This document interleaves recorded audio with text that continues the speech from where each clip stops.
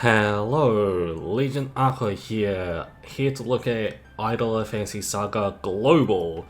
I believe that the pre-registration is out for this game, or it is out, I'm not completely too sure. I picked it up when it said the registration was done for me, so yeah. I went through all the tutorials and everything and got all the freebies. I tried to get myself a 5-star, but for what it's worth, if you do get past the chapter 1 tutorial, you can do about 2 multis. One which is a times 10 gacha ticket, the other one's just from gems. Also the beginners stuff here can net you, so beginner missions 1 can net you another 1,000. That's how I got to do another multi afterwards. Getting past all these shouldn't take too long at all. So I did look at this on JP way back, but now since it's on global, let's just more or less see what we can do. Because I did go through the tutorial and everything, I do know some of the mechanics now. I get it because I've been playing JP for a long time. Actually seeing it translated in English and everything, I actually do understand the mechanics now. We'll get to that afterwards. So Idola Phantasy Saga's gameplay is slightly different because you have technically you have a party, but the party functions as one cohesive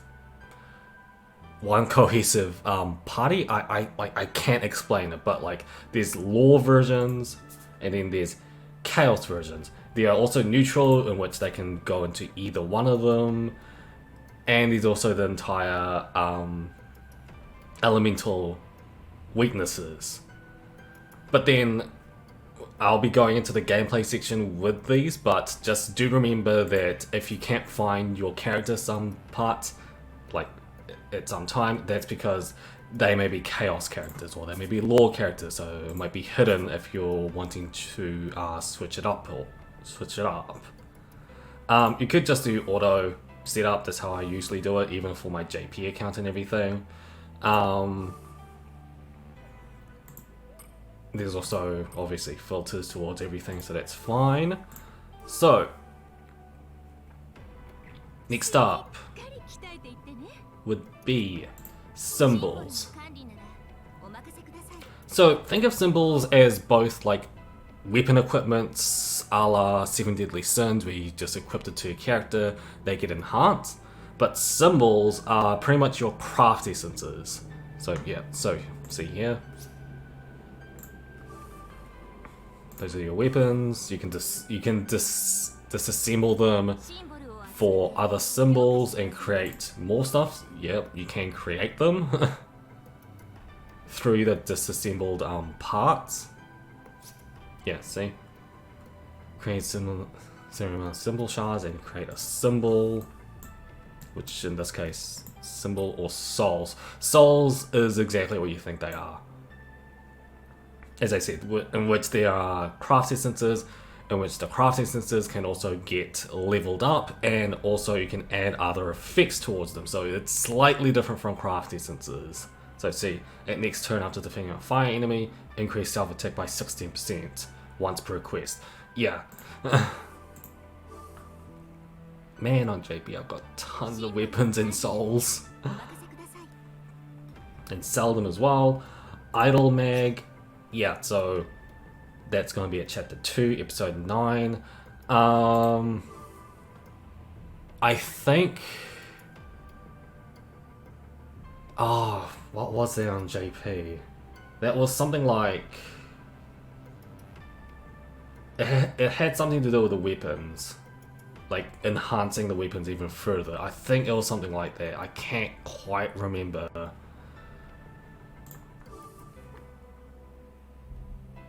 So, let's go back to that, at least.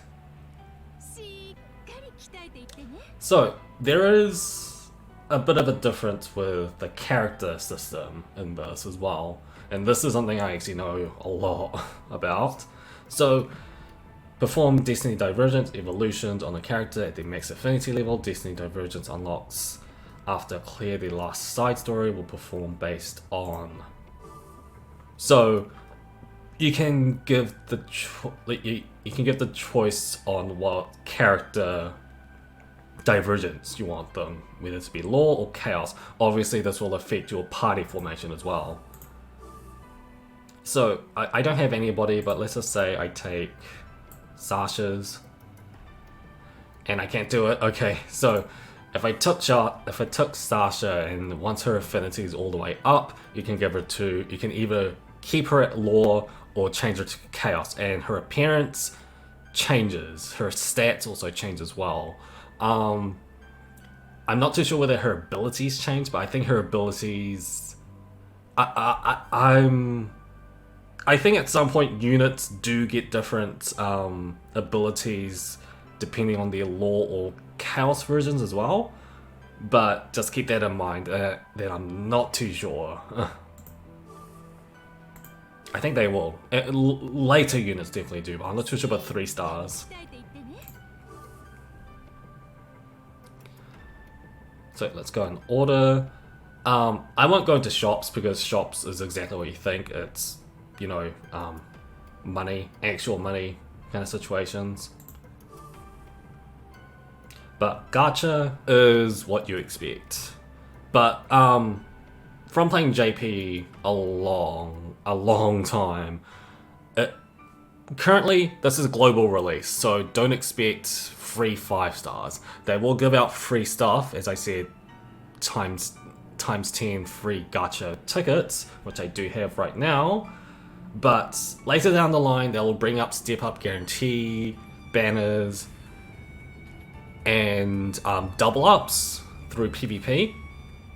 Double ups essentially means if you collect enough PvP medals and you like draw another gacha with those PvP medals, you get, like in some certain banners, you get the chance to have double rate ups on some certain banners. Not step up, it's the normal 10-shot ones. So, as I said, Idol is really generous, but since it's global release, don't expect it yet. Not yet, at least. So, I want Summer Stella.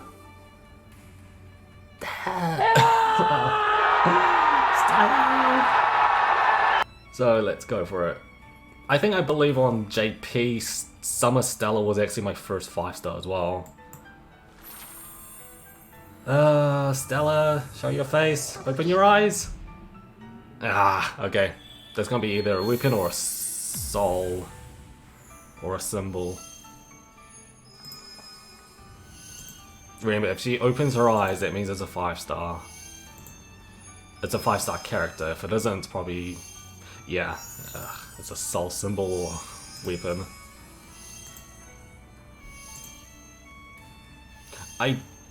Duncan. Okay.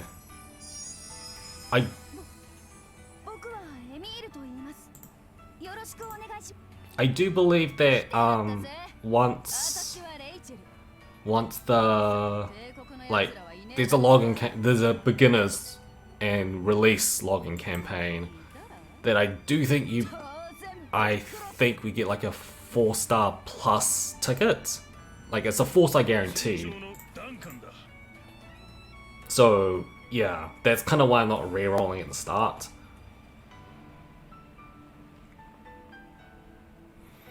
Yeah.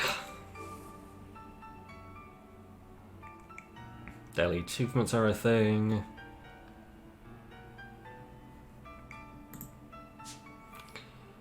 There's also paid banners. Yeah, this kind of things exist, obviously. And then there's OG Stella as well. And limited bounty, so 4-star and above at half price. I would like Rosalid, but probably Summer. I'll be probably happy for Summer Stella. Let's just do like 2 more.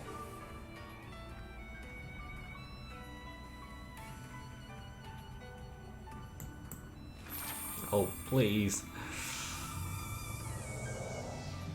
No. Stellan needs to show up for the guarantee.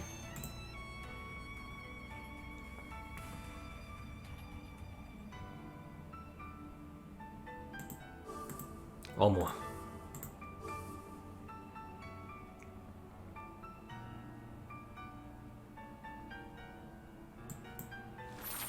Come on. Summer Stella. Nope.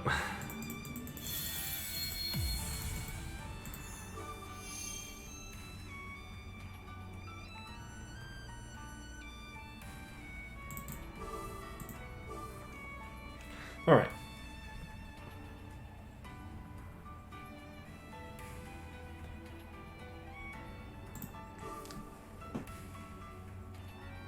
So, next. Let's see what camp is. Ah. Q&A, etc. Community tabs.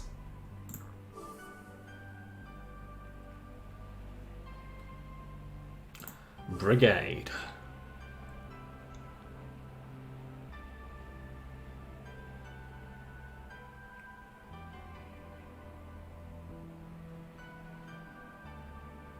Ah, guild, in other words.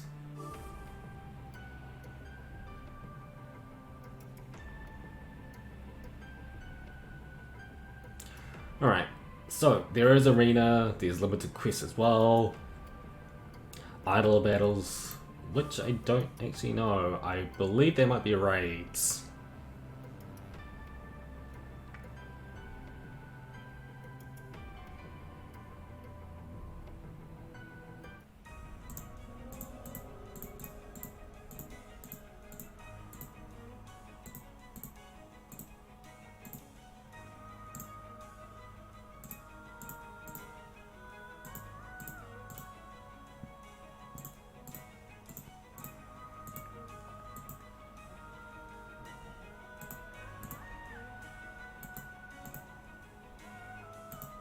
Oh, or maybe just be another PvP one.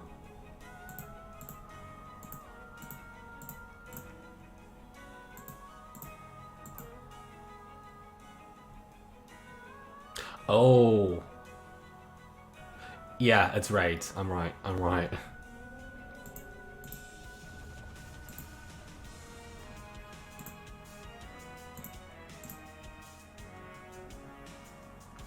That's one, that's already there, that's active.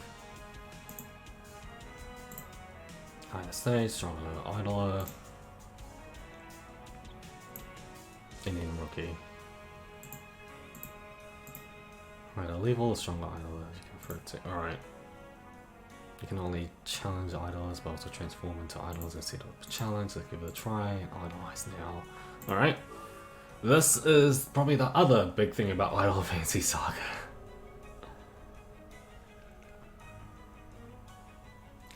So, yeah.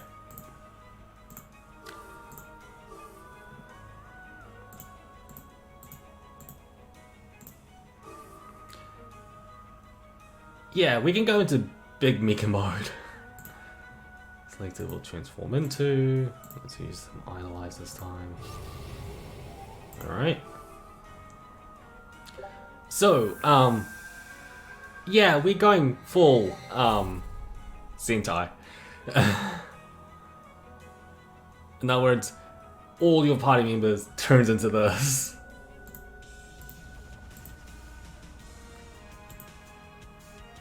And normally these fights are at the end of a chapter and everything, so yeah.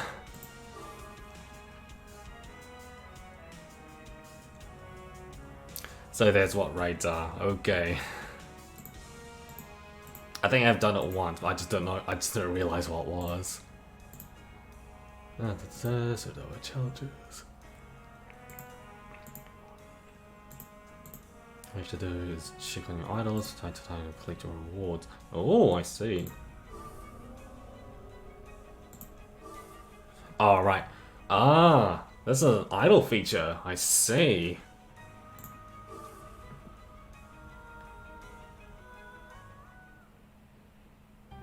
Alright. Arenas is exactly what you think. It's an 8v8 kind of situation. I would not... Like... I don't think it's a good idea to do PvP yet, because you need to form your team and it's just gonna be chaos then. So, limited quests.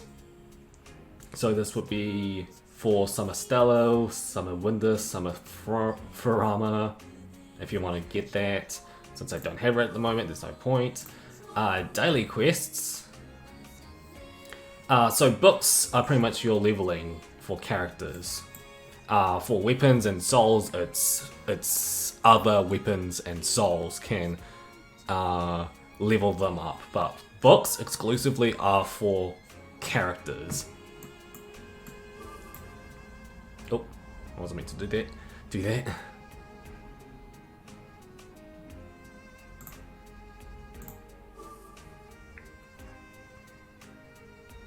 So, what else?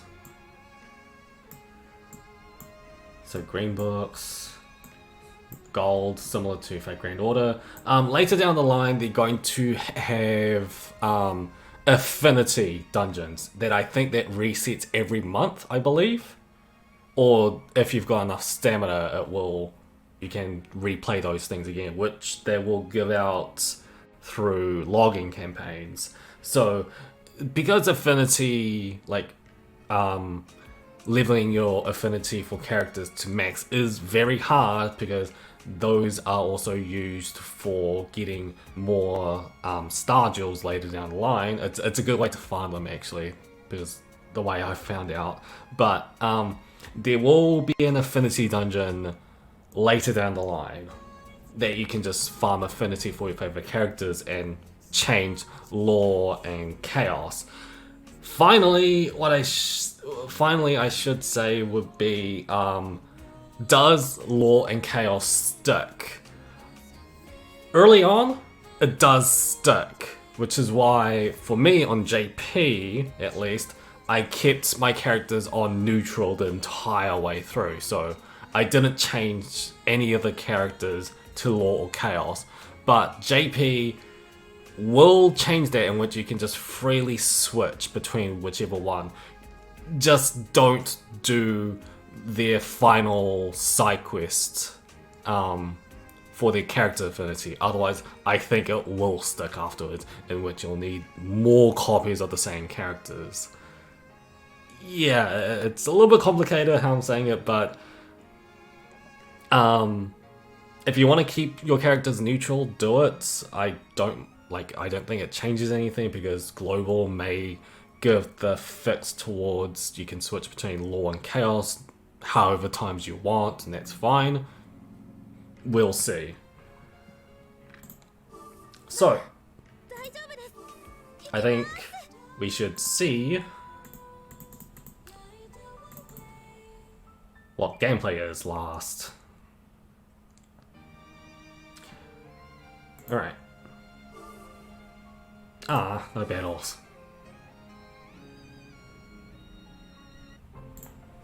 As for like whether I'm going to do this like how I do for JP, it's possible that I may continue to do global. I am pretty much JP main for obvious reasons, but more battles? No battles? Oh, come on. Oh, I love it how it's all voice acted though. I think JP was the same thing as well. From when I started playing.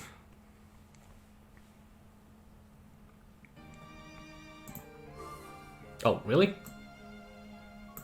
No battles.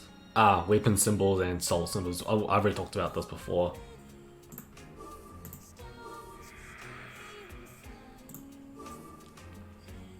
Alright.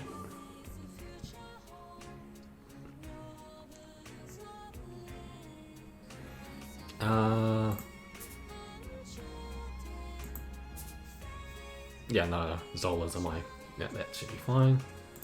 Begin with... Oh, battle support, yes. 隊長、改めて自己紹介させていただきましょう。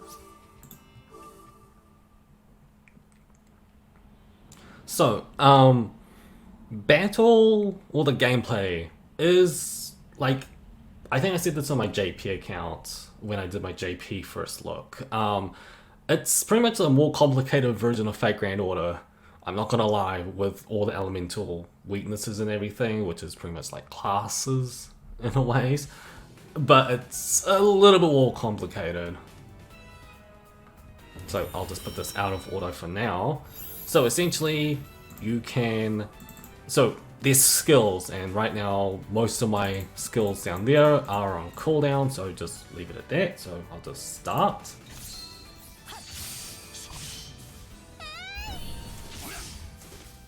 Yes, characters can do AoE and just single target for the normal attacks. Can I do it? No? So, dance. Flick burning. Single target. Single target.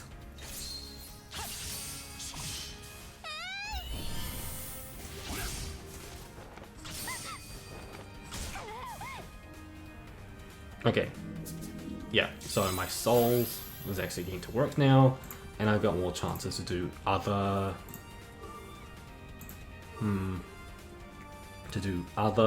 skills. Let's do this, get rid of this wave.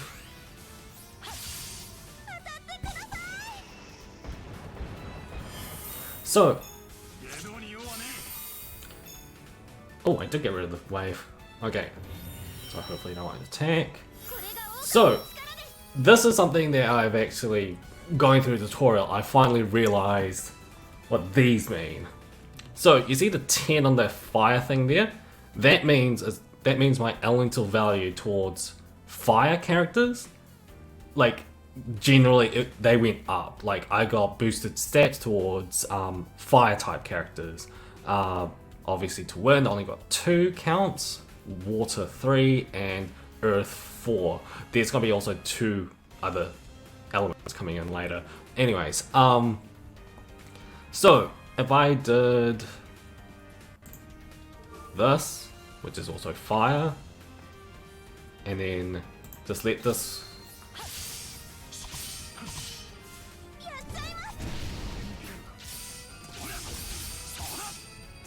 so okay, all right. So I think fire is already full, but wind did go up from 2 to 3. That's because of Zola. And then the more damage I do from a wind character, it will do that. So in other words, it's pretty much like stacks buffs depending on who attacks with what element / skill type. That's what it does. See? So because of that 3 count, it means now my water character does more damage with a 3 count. Killian does more because of his charge is now at 5, etc, etc. So, to that, there's also... Release. So, I have my Chaos Party fight. But if I do Reverse Rush, in which I can... It will take some cooldown time, but I can switch my Chaos team to my Law team, or vice versa. This is that's the complicated part, but it's also a good advantage towards gameplay, because if your Chaos Party is like low on health, you can Reverse Rush, and then while the Law Party does battle, the Chaos Party can actually heal over time as well. So if you work around it, you can actually like infinitely heal, attack, heal, attack, heal, attack if you wanted to. But obviously with harder bosses, they're going to, you know, exploit that in a ways. So let's just actually no, since that one's last, let's just do normal attacks.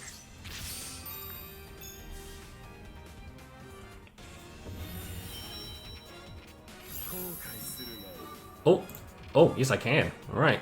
So, so you saw that, like, light up and everything. That's pretty much our ultimate attacks. So let's just do Emma's, Ollie's, so I can only do 2 of them at once. Alright, so let's just do it.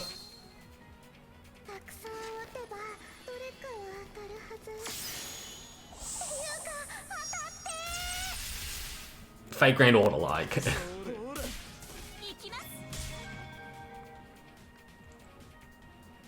You know, the ultimate. The ultimate's pretty good. It looks good. Later down the line, later 5 stars, I've seen most of them. Oh. But since I've only got highest as a 4-star, that's still good. Alright, can I... Nope, I can't. Okay, so I'll see if I can release them. See, so now they're completely filled up. They were low HP, but because I made my lore team do like a few rounds, they've completely healed up now. So let's just release.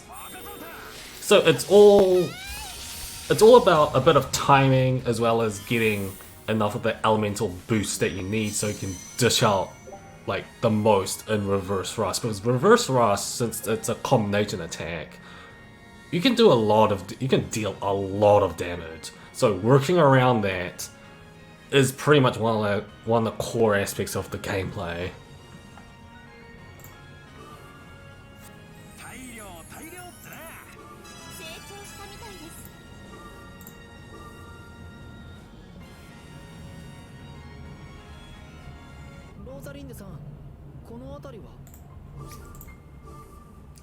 So, I think that does it for my global first look. Obviously, since I wasn't playing Idola Phantasy Saga JP since launch, I don't know the roadmap, as it were.